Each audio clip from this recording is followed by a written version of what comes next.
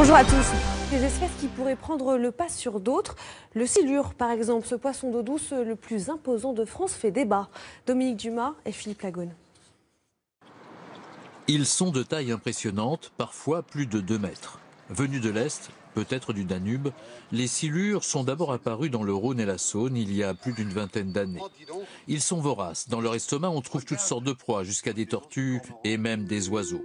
Ce silure ne fera qu'une bouchée d'un pigeon imprudent. Mais le silure a colonisé d'autres fleuves comme la Seine.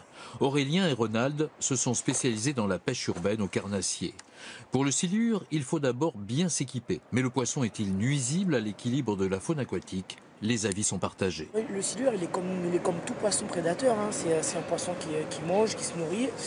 Et personnellement, c'est pas un poisson qui va nuire aux autres espèces de poissons. Pour Aurélien, les silures sont plus nombreux au fil des années.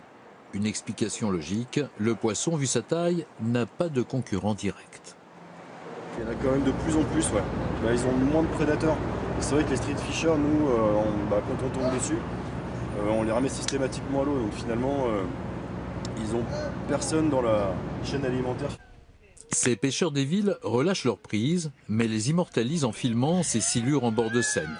Des spécimens qui dépassent souvent 1,50 m et pèsent plus de 60 kg. On en trouverait aussi dans le lac du Bois de Boulogne, une situation qui n'étonne personne, pas même les instances de la pêche. Le silure n'est pas pour autant déclaré nuisible. Je pense qu'il faut se garder de tout intégrisme anti ou pro-silure. On n'a pas vraiment de réponse appropriée. A priori, on pense que quand on les prend, il vaut mieux les garder et les consommer.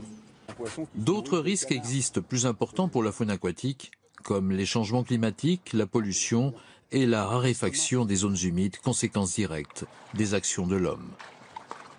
Bel après-midi, à demain. Retrouvez l'info minute par minute sur l'application et le site France Info.